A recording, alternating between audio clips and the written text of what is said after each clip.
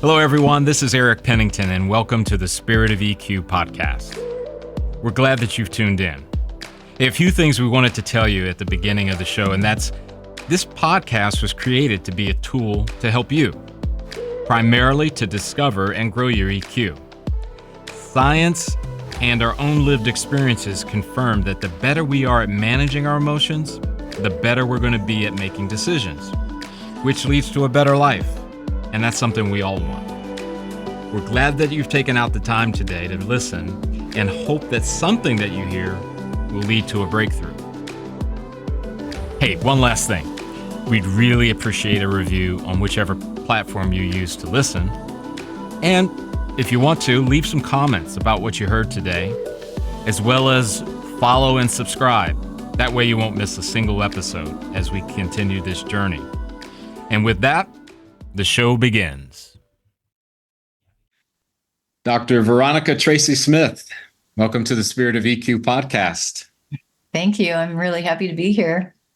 Well, I'm as well. And I get the double bonus of having Jim and Lynette Vaive, the founders of Spirit of EQ, here as well. Hi, Lynette. Hi, Jim.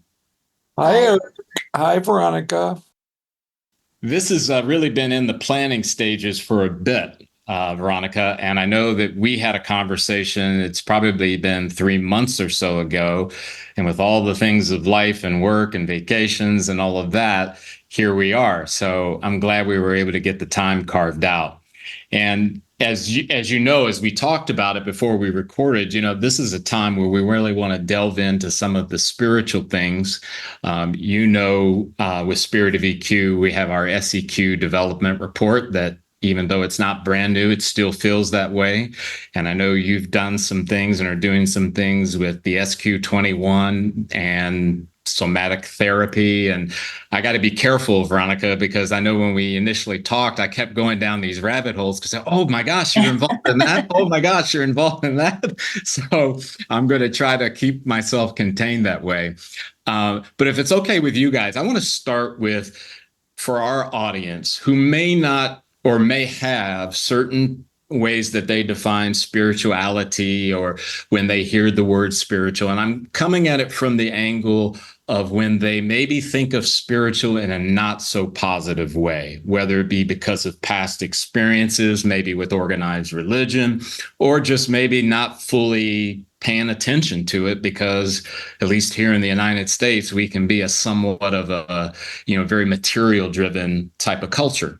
So from that, and I'll start maybe with you, Veronica, when you think about that term spiritual, what's a way you would define it? Yeah. And I want to say, too, there's so many ways to define spiritual that for each of us to find our own meaning and what that looks like for us, I think is important. So even, if you're listening right now, think about what that means for you first before even taking on everyone else's maybe concepts about it, because it really is a concept. And when we can bring that concept into experience, I think that really grounds the spirituality inside of ourselves. So I think being spiritual means, for me, to be connected to something larger than myself. Even participating here with friends and people that I really care about, talking about something that's part of my passion and so important. It feels like being in service to that spiritual, something larger than myself. And also some of the work that I do, in coaching and as a psychotherapist is the somatic experiencing. So getting more grounded in our physicality and how, when we really do experience our emotions and we experience them in a physical way, how they show up in our body, from that place, people experience more spaciousness, more aliveness. They feel more like themselves and like they're more present in the moment, and presence actually opens up. So all of that is spiritual to me. And of course, I could be go on about even a definition, but I think finding what that means to us is important too. That's great. That's great. Lynette, Jim, what are your thoughts? What would you add to that too? I wholeheartedly agree with all that Veronica shared. For me, it's we often use an online dictionary definition when we're teaching spiritual emotional intelligence. But for me, it's that concept of beyond what I can identify as a physical thing or a material thing or relationship mental. There's another piece of me that I'm aware of that's there. And being the kind of person that I am, that's often, if I'm paying attention, that's often where my first signals come from about, yes, you're headed in the right direction, or maybe not so much. Maybe it's time to check in and see what else is going on around me. Gotcha. Jim. Well, Eric, since I'm an 8 on the Enneagram and I don't necessarily talk a lot about those kinds of things, I won't add a lot to what Veronica and Lynette said, except this. For me, spiritual is about the essence that is inside of me, whether you want to call it your soul, your divine light, whatever. Mhm. How it shows up connects with that bigger something in the universe, with the people around me, the people I meet, and the world, and what's going on in the world, and how I take care of the world. So that essence, my soul, how it shows up as it comes out of me. That's great. And I wanted to start off the show talking or asking these kind of questions because I know some people might be a little intimidated by the term. And something you said, Lynette, that really kind of struck a chord in me about the idea of paying attention. I sometimes think that when I hear that it kind of communicates, it demystifies this thing of being spiritual. Can you talk a little bit more about that paying attention and certainly keep it personal to what you do? But what does that mean for you? Well, Eric, I think for me, I think back to the training that I had in a religious structure growing up, and those were my guidelines and my rules. And it wasn't until much later in life when not necessarily were those rules and guidelines congruent anymore for parts of my life. I could see that they might have been helpful for part of the journey, but not so much at this point. Mm-hmm. And so beginning to really slow down was the first thing and stop relying on just my cognitive intelligence Mm. and begin to turn inside. Not just paying attention to whether or not somebody was appreciating what I could do logically, analytically, but turning inside to look for more information. And for me, that started kind of an on-ramp, started with some personal crises and then more with more of a delving into emotional intelligence as a big giant step forward and then a continual journey. Got it. Got it. And Veronica, I think about somatic experience of therapy, as I might call it, and I haven't touched a whole lot in that area, but it seems to me that experience really speaks to that idea of paying attention as well. Am I on mark with that?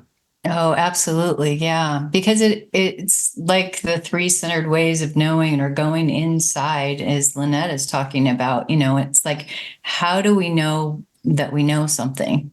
How do we experience that? And even thinking about, well, usually a lot of my life I came from my head, but when we're talking about spiritual, having practices that keep opening up the consciousness, that keep opening up the awareness.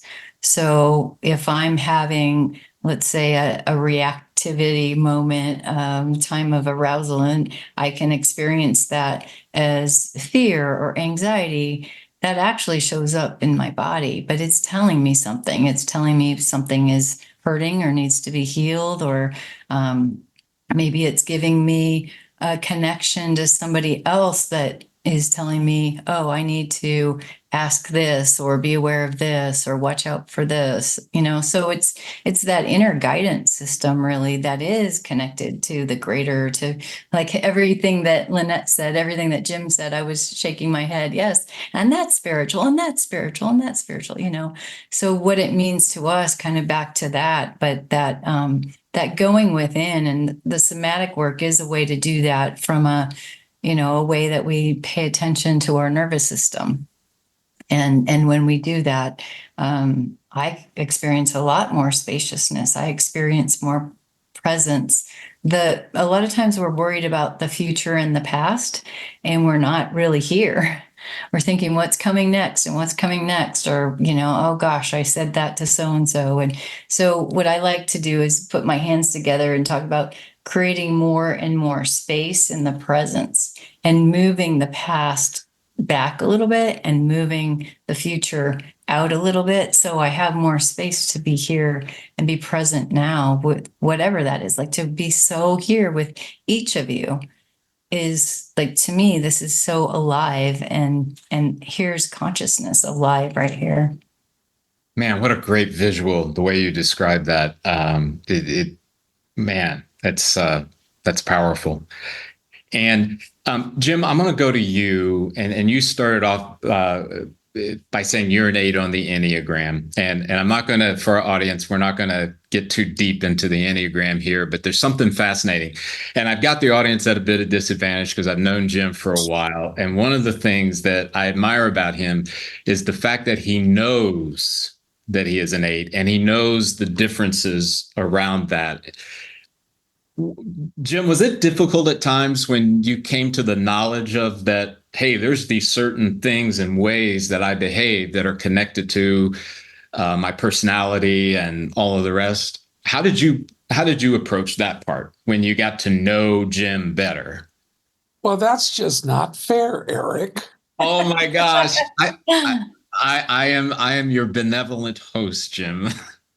Well, there's parts about being an 8, if you're not integrated, that are frankly scary and horrific. Mm-hmm. And what we can do to the people around us, and it's not very spiritual. It's destructive. And I have many, many regrets in my life from being an 8 that was unintegrated. As an integrated 8, it gives us the ability to move forward into places that other people might not want to go, but do it with caring and appropriateness and compassion. And Jim, you answered that so perfectly. And for Veronica, for you, Lynette, I wanted to tie in all of those elements, the paying attention, the making space, and going to places that are maybe horrific, because there are probably some out in the audience that have this mindset, like Jim, with what you're saying. Oh, I can't go there. I cannot. I don't want to see that. And then there's those, Veronica, who are in that, well, what I did 10 years ago, and I messed that up, and they don't understand how that extinguishes the present, right? And then Lynette, again, this idea about paying attention in a world that seems to constantly be trying to capture our attention. It's hard to pay attention, if I can say it that way. So I wanted to demystify this for our audience. I wanted them to understand that this is not some complex, only the special few can be spiritual. So you guys passed with flying colors. Thank you very much. That's just consciousness now. All right. I love it. I love it. So Jim and Lynette, the SEQ development report, it has been live for a bit. One of the things that I think we may have touched on in previous shows, because we've had you on before, but I'd like to go a little further with the idea of motivations around that report. What were some of the personal motivations you had about wanting to take it from being its first iteration was that one-page kind of profile, and then moving it into, if my memory serves, I think it's somewhere in the neighborhood of 25, 27 pages. So it's very in depth. So what were some of the personal motivations for wanting to move in that direction? Jim, do you want to share first? Well, actually, I think it would be more fair to hand it over to you since this is basically your baby. Well, thank you. It is not only my baby. I had much, much help along the way. I will say, though, that one of the bigger motivations was the feeling that the world desperately needs this, and that from each of us working on the report, knowing that we had each personally experienced a journey that we wanted to make available to anyone that needed it. And so it's positioned, between emotional intelligence, EQ, and spiritual intelligence, SQ. It's sort of that bridge in the middle. That's kind of how we like to think of it anyway. And for those that might not be ready to take the deep plunge, or even the word spiritual is a little off-putting, perhaps, could we talk about what it would mean to add one more element to your emotional intelligence and how we could just take that up one more notch and consider your spirit in the midst of all of that? And so I think, initially it was based on, what if we talk about things like the noble goal and the 6 seconds model of emotional intelligence? What would it be like to supercharge that? So, the first 1-page report and the assessment itself, the questions were done previously, but the reach wasn't possible in the same way that this longer report can be used in coaching and spiritual direction by anyone that's certified to use the tool. Gotcha. Jim, how about you? I think for me, it was primarily for a tool to be used in spiritual direction. And not saying it's the end tool or it's the only tool, but it was a tool for people that are searching for hope, searching for maybe some language to use that describes those feelings that they're having and don't know what the language should be. And so just a tool to be able to stimulate conversation gently and without fear. Wow, that's great. And we'll be back to the episode after this. And now back to the episode. Jeff, what is the SEQ Development Report? I'm glad you asked me that, Eric. The SEQ Development Report is something that we here at Spirit of EQ have developed to blend the idea of emotional intelligence with a person's spiritual life. And we're not talking about religion, we're talking about how they connect with themselves, other people, and the world around them. Why is it important? I think it's important because it allows someone to see where they stand, to give them information about maybe parts of their life they may need to work on, parts of their life that they're really doing well and learn to leverage it. And it just gives a person a better way of getting through the world. So how do you get this report? Well, first, you need to contact us. Info at Spirit of EQ is just a great way to do it. Then you would take an assessment, 15, 20 minutes, done online. And then after that, the report requires a debrief to go through all the things in it because it's got a ton of information. And then if you want to further your journey, we can do coaching and things like that with you down the road. And that's basically it. Cool. Thanks, Jeff. It's interesting, Jim, Veronica, Lynette, you mentioned, Jim, the idea of finding a language or having a language. I saw a clip from a podcast with Andrew Huberman, and he was interviewing Lisa Feldman Barrett about emotions. And she was talking about that, how confining it can be when you have only lived in the United States and there's certain emotions that are hard to find language for.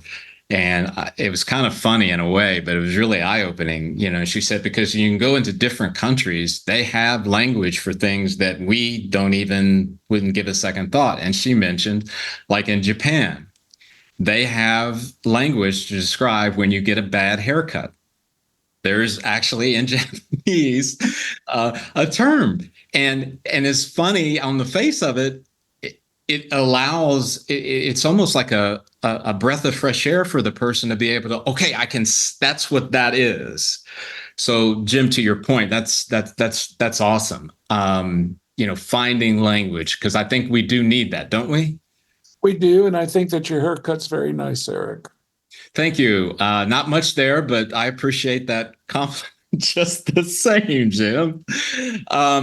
So I wanted to ask you one last thing, maybe within the development report.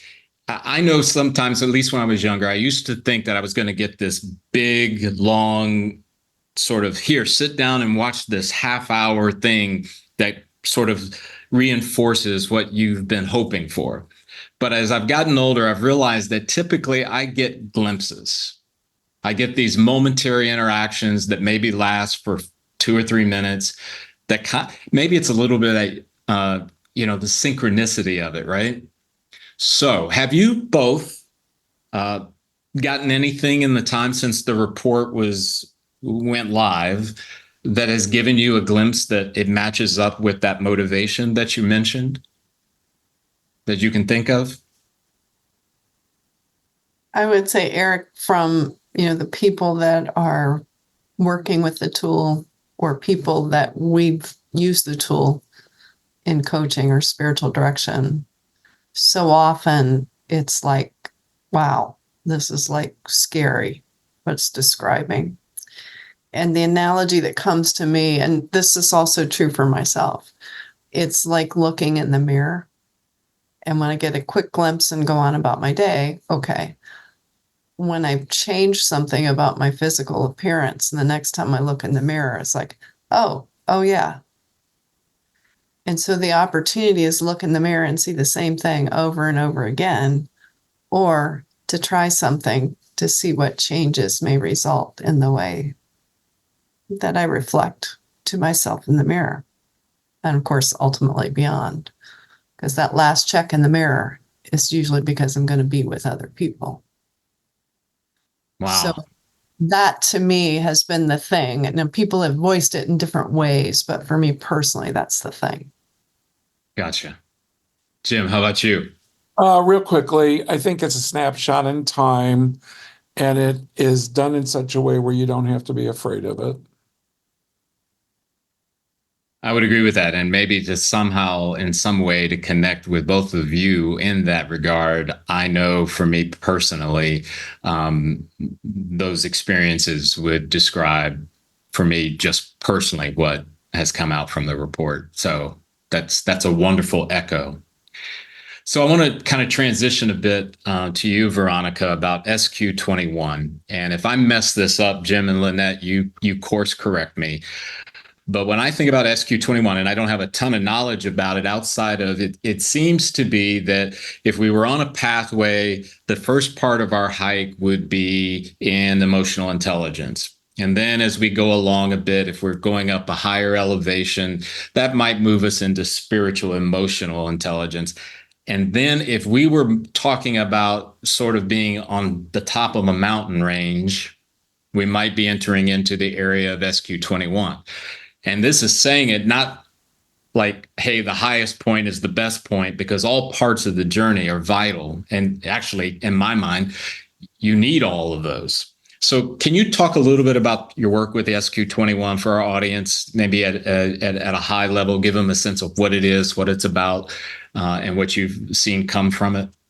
Sure. Yeah. And also Jim and Lynette are trained and certified in it too. So we're all equals when it comes to this work. And first of all, I just want to give a deep bow of gratitude to Cindy Wigglesworth, who developed the assessment and all the training and has really taken it far.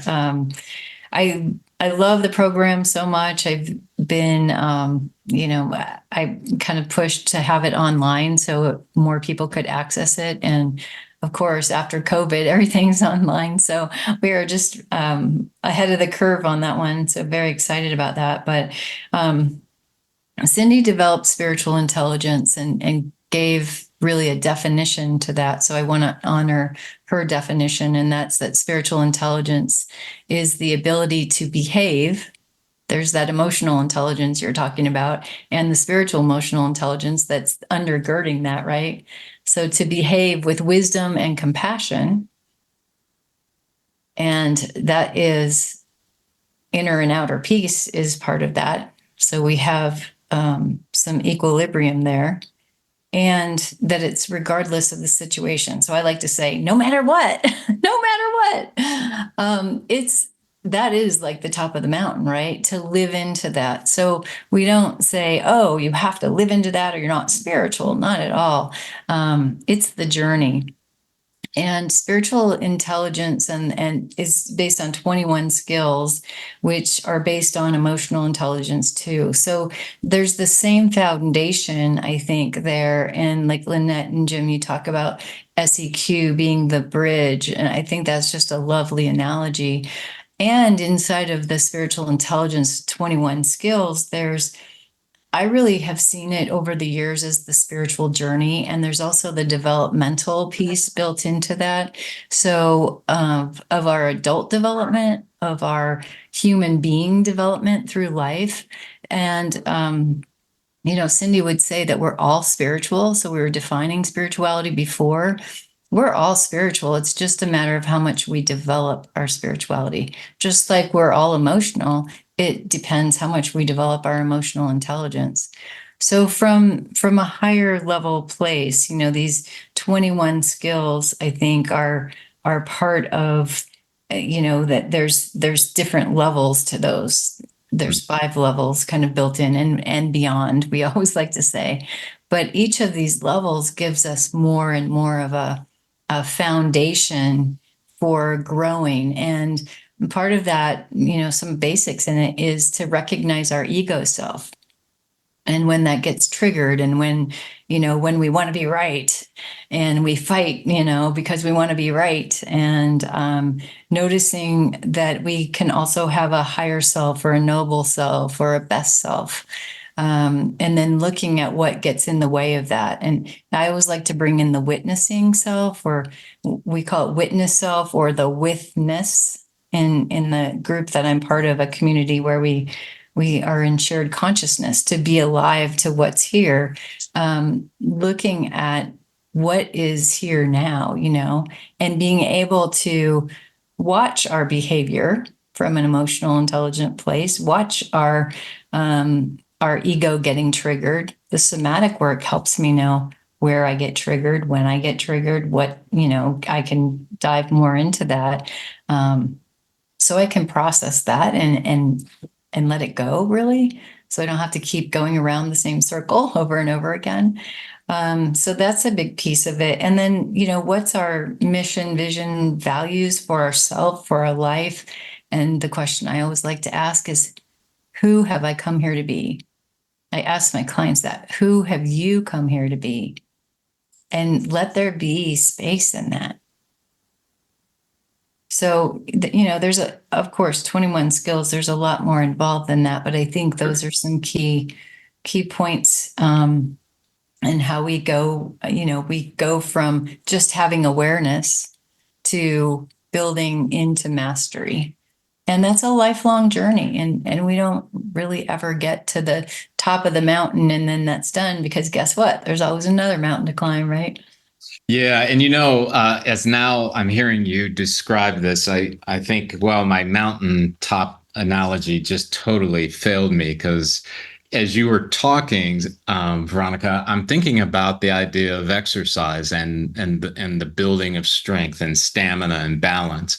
You don't just go one day and then boom, there you have it.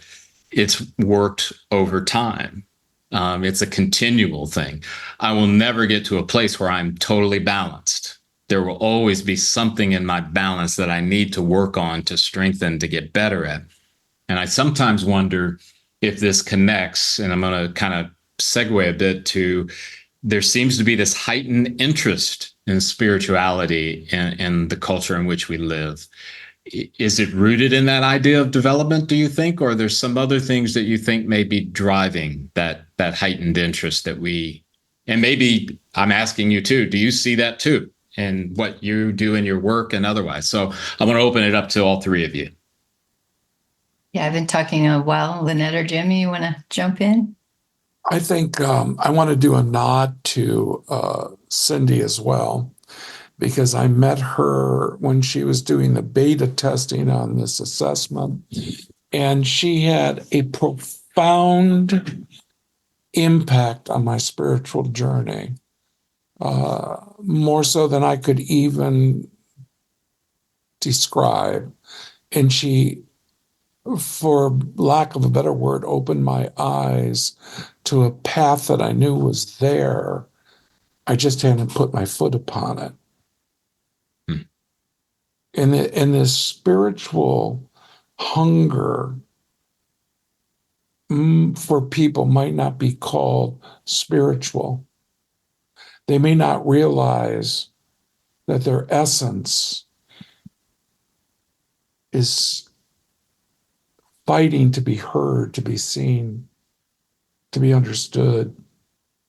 And they may not have the words or the tools or even the people that can hear them or see them. And they might be just on this quest, their own personal hero's journey, if you will, to find an outlet to express themselves. And again, like I said, the SQ21, the SEQ, emotional intelligence assessments, those are just tools. And in the hands of people that know what they're doing, can help these people searching for language and for understanding and for next steps. You know, it's interesting, Jim, as you describe that, one of the questions that I've been using with the clients I work with is, how would I describe this in a way that, because it can get kind of tricky in the language with describing it in past tense. So I have a client, his name is John, and I'll ask John, what does John need most from you? And it never fails that I get this. It's almost like someone just like strum a chord that just stopped them in their tracks. And not because it was such a profound question as much as it's like they know, because I've been hearing things like self-compassion, empathy, watch out for distractions. And it's like, wow, they're understanding a bit more now than maybe they did before as it relates. Because I think, Jim, what you alluded to, they may be on that journey and not necessarily have words to describe it, but they're still on that journey. Sorry, that was a rabbit hole, by the way. Veronica, Lynette, how about for you? What do you think is behind maybe this heightened interest in spirituality? Well, I also give a nod to Cindy, because when I knew that I had, let's say the door was starting to peek open and I didn't know what lay behind that door, Cindy and the work, the first time I went through the SQ21 training opened that door for me and gave me a lot of answers and a lot more questions, which was the lovely opening for me. And so in this time period, I worked with a lot of folks, both in groups and one-to-one, all during COVID. And for me, this, as we all emerged from the pandemic is sort of a spurious kind of phrase, but as we started to move through further ahead in time, it felt like nothing before fit anymore. And I felt that I was hearing that from many people. And so, what are the pieces that we may perceive are missing or that we may perceive would be helpful now? Because our whole perspective has changed. We've all been through a huge collective change as well as personal realignment. There's nothing like being mostly at home to help you shift what you're paying attention to and how you view what's outside, because it also helps us look inside. And I think that combination of, okay, what's my new normal? I'm a little unsettled. Now maybe I have a little more space, using Veronica's words, to consider paying a little more attention to my spirit, to the possibility that there is another realm that might be helpful for me to take on more intentionally as part of my being. And this, the definition of spiritual intelligence that Veronica shared, this is it. This is my choice point. What do I want to do where these circumstances are now?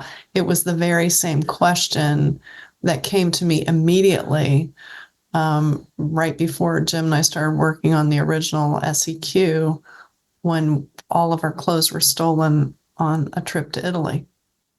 That was my question. I was thinking of the SQ definition, inner and outer peace, regardless of the circumstances. Okay, where do you want to go from here? And that same question is here for each of us. Where do you want to go from here? Wow. It's very powerful. Veronica, how about you? Yeah, I was just loving that story that you were telling when everything was stolen. Then didn't you look at Jim and you two just started laughing like crazy? Yeah, like, okay, what do we want to choose to do? We could get really mad right now. Yeah, that's probably part of it. But just to laugh, it's like, okay, now where do we go from here? Just to have those moments and kind of submitting to the unknowing.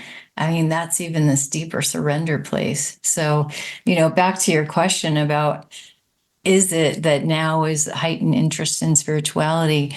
I want to make a case for or say that I think that being a human being, that somehow we are connected to something greater. It's how much we pay attention to it, how much we pay attention. I think you really brought that up, Jim, to our soul, to our knowing, to listening to ourselves and what more is being called forth. I think probably from the beginning of time, even though it was more mythical, magical ways of thinking about spirituality, that this has always been part of human development. I think partly what's going on now is there's been more and more of a disconnection from each other because technology, and I get really concerned for our younger generations that are on their phone so much and on dealing with technology all the time, and that we need connection. We need one another. We need the interpersonal, but we also need the intrapersonal, where we have some quiet time, that time when kids play by themselves or play with another person, or they're out in nature. I think we're getting further away from that, unfortunately. And also technology's been great. It brings us together in this way too, right? And gets more information out into the world. So it's a double-edged sword. I just think how important it is, though, that we have that interpersonal relationship and that connection. And I also see developmentally that we can, at different stages in transitions in our life, and developmentally, I like to think, well, people come into psychotherapy or coaching because they're in a sort of crisis of meaning making. And so like Lynette, you already said it, what made sense before doesn't make sense now. That's usually a transition from one developmental stage to another. And so at those times, we're asking, what else is there? And I think this whole disconnection and technology can bring othering where I see you as different from me and I don't know you. So it's easier to, be mad at you or think that your ideas are bad or whatever that might be. And what we know, I mean, the research shows is we come together and we get to know other people that are different from us, that diversity actually helps us grow and open and we find more. So I think, on this spiritual journey that there are different times in our lives.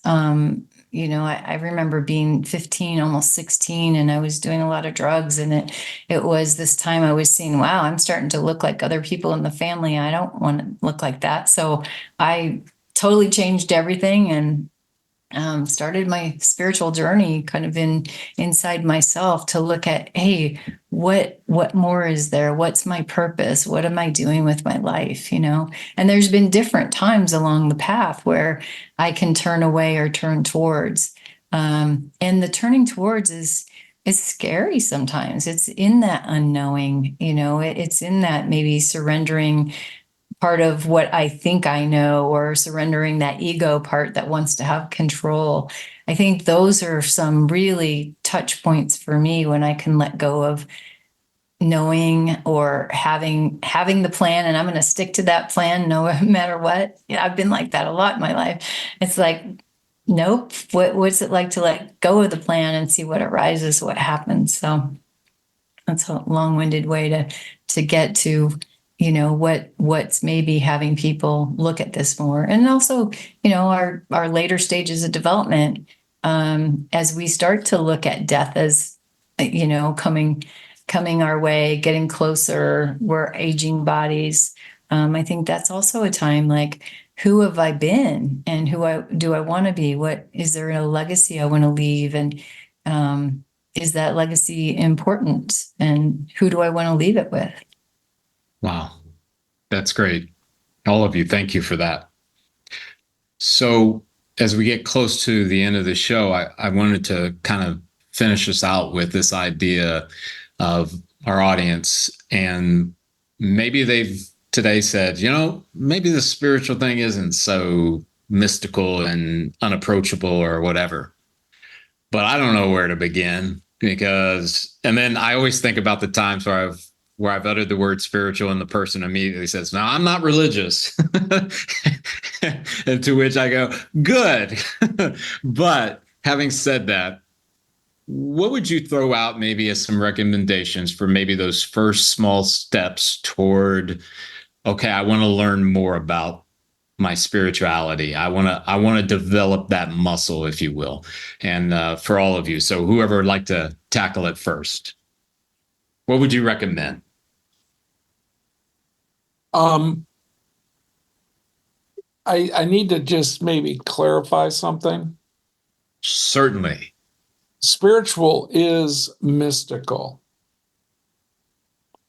but it's not scary mystical. It's an area of our being that is not talked about or looked at a lot. Right.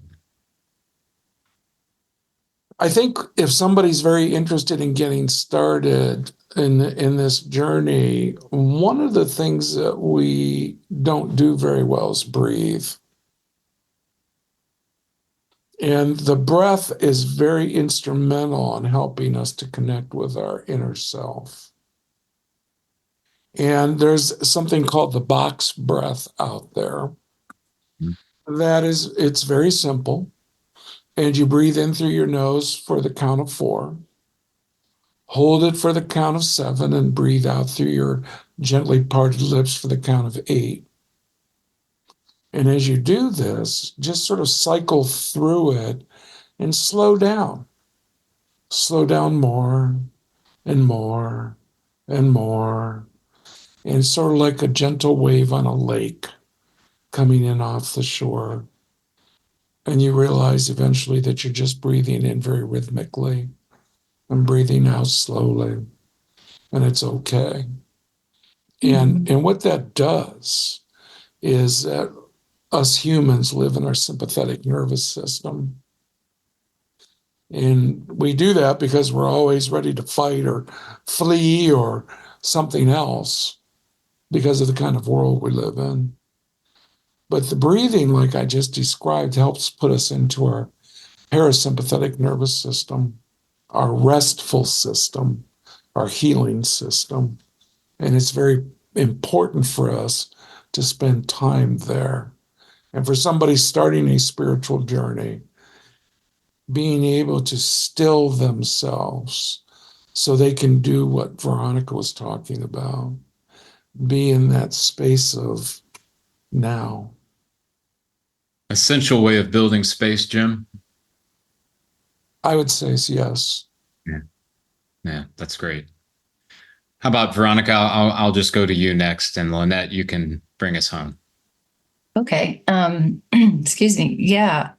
I love that you start there with the breath, and that's where we start with it with somatic work. What I would add to that, there's a lot of ways to find that quiet stillness. So whether you do kind of a breathing exercise, just even noticing, like all of us right now can just notice what our breath is like right now, how shallow or how deep, and what is it in your physicality do you need to do to take a fuller breath, not to kind of even force it. So there's like two paths. One is to do kind of that prescribed, the 4-7-8 breath that Jim's talking about. One would be just to notice there. And then, what else can you do to clear your mind, to make space in between your thoughts, to notice thoughts are floating by like a cloud in the sky, to have a practice. Pick something, do it for a couple months and practice it, and see what starts to happen, and maybe keep a journal of it. Going to yoga is a practice. And like Lynette, you started us off paying attention. Where's our awareness? What are we attending to? So in yoga, or you can go for a walk.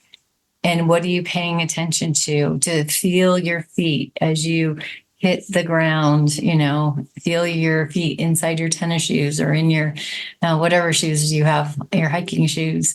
Having the practice of staring into nature and to watch what happens to your mind, what happens to your physicality.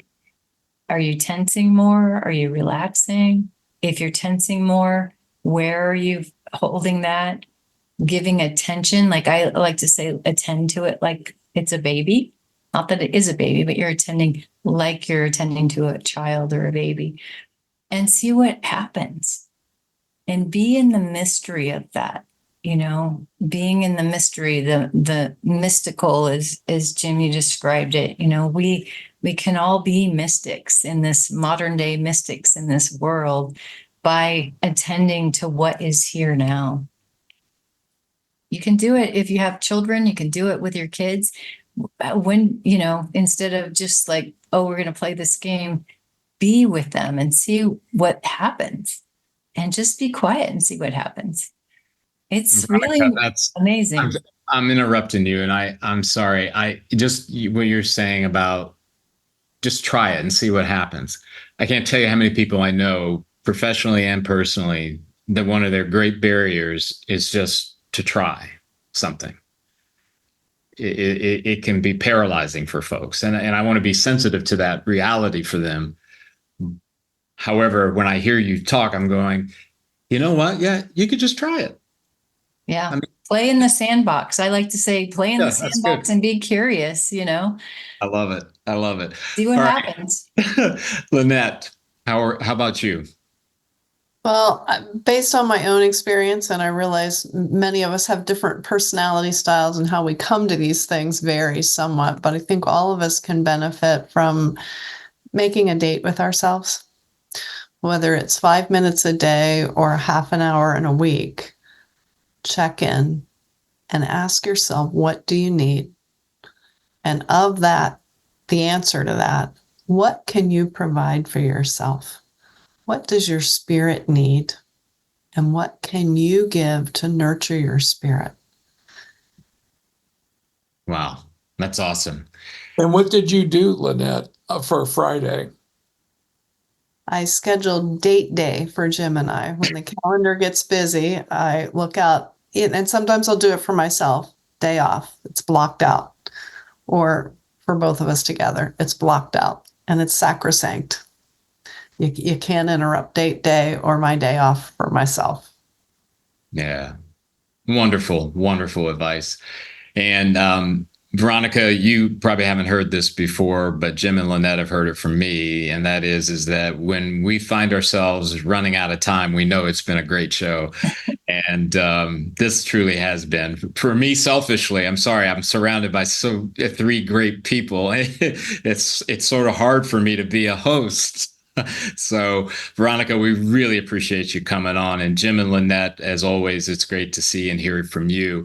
And for the audience, Veronica, if someone wants to get in touch with you about any of the things that you've discussed, in addition to what will be in the show notes, and we'll have your information there, how would they get a hold of you? Just real quick, what's the best way?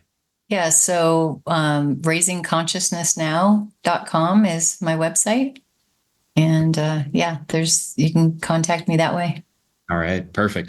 Jim, Lynette, if somebody wants to get in contact with you guys, what's the best route? Jim at Spirit of EQ. And Lynette at spiritofeq.com. And let me just add, Eric, that each of us are surrounded by three great people. Yes. Oh, Amen to that. well Yes. played. Thank you. And I did want to say something to one of your comments, and then I'm done. Oh, you keep going, man. Well, when you talked about John and you saying what you did, and there was like a guitar chord that strummed and he heard it, I was thinking Miles Davis playing a note. Oh my gosh.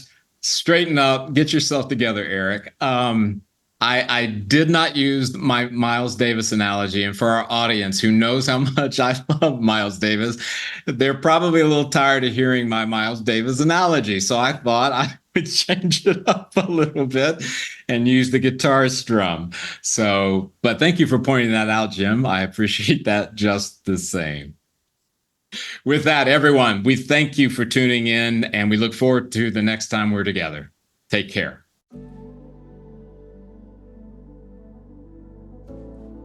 Hi, everyone. This is Eric again. A couple of things as we've ended the show. We hope you enjoyed it. Hopefully, you're tuning in on a regular basis. We'd love it if you would give us a great review on whatever platform you're listening to the podcast. It's so appreciative and helps us as we try to get more exposure for the work we do and the episodes that we publish.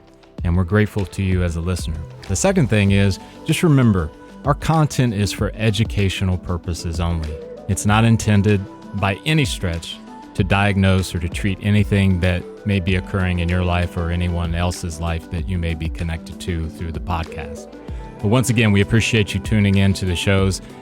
And as always, we look forward to the next time that we're together. Take care.